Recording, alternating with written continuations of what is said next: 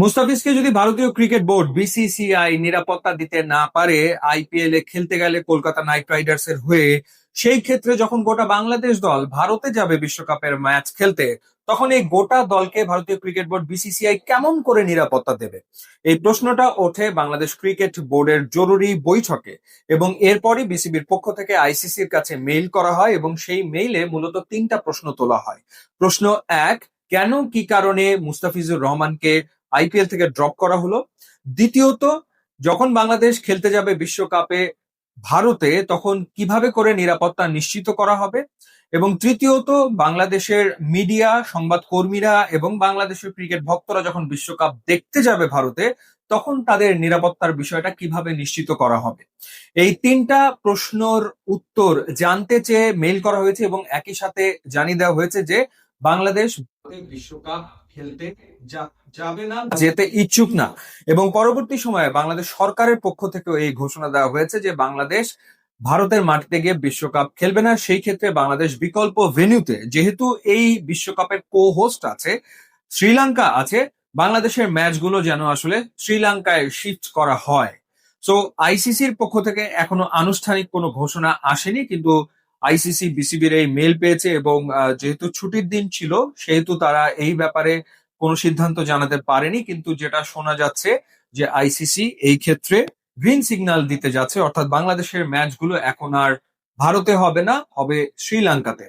বাংলাদেশের তিনটা ম্যাচ হওয়ার কথা ছিল কলকাতাতে এবং একটা ম্যাচ হওয়ার কথা ছিল মুম্বাইয়ে। সব মিলিয়ে চারটা ম্যাচ প্রথম রাউন্ডের, এরপরে তো নেক্সট রাউন্ড। সেই ক্ষেত্রে এই ম্যাচগুলো এখন শিফট করা হবে শ্রীলঙ্কাতে।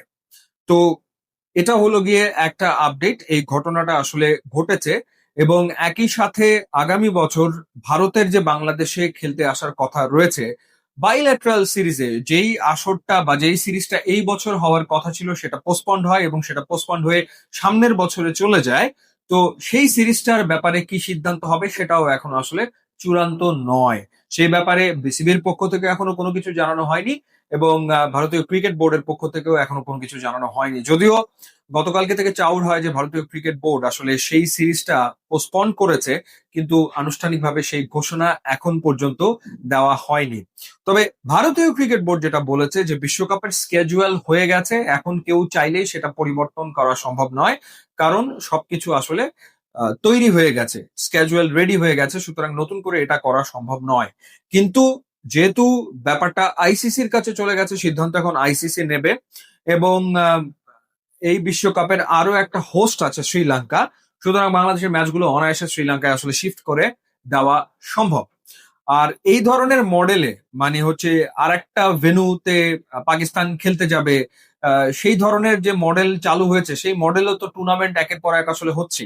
কিন্তু এতে করে যেটা হচ্ছে সেটা হলো যে ক্ষতিগ্রস্ত হচ্ছে দিন শেষে ক্রিকেট। কারণ ভারত যে সম্পর্ক পাকিস্তানের সাথে কয়েক বছর ধরে, লম্বা সময় ধরে বজায় রেখেছে, এখন বাংলাদেশের সাথে যে সম্পর্ক, তাতে করে আসলে তো ক্রিকেট খেলে কতগুলো দেশ, হাতে গোনা কিছু দেশই তো আসলে খেলছে। তো সেই ক্ষেত্রে যদি এভাবে একটার পর একটা দেশের সাথে এই ধরনের পরিস্থিতি তৈরি হয়, তো দেখা যাবে যে আগামী দিনে আসলে ক্রিকেট খেলবে কার সাথে, সেই প্রশ্নটা ওঠাটাও কিন্তু খুব স্বাভাবিক একটা ব্যাপার। তো দেখা যাক, আইসিসির ঘোষণার অপেক্ষায় রয়েছে সবাই, এবং আশা করা হচ্ছে যে আইসিসির ঘোষণাটা এরকমই হতে যাচ্ছে যে বাংলাদেশের ম্যাচগুলো শ্রীলঙ্কাতে হবে। ইউটিউবে ইনস্টাগ্রাম লিঙ্ক আছে, আপনারা যোগ দিলে খুবই খুশি হবো। And thanks for watching.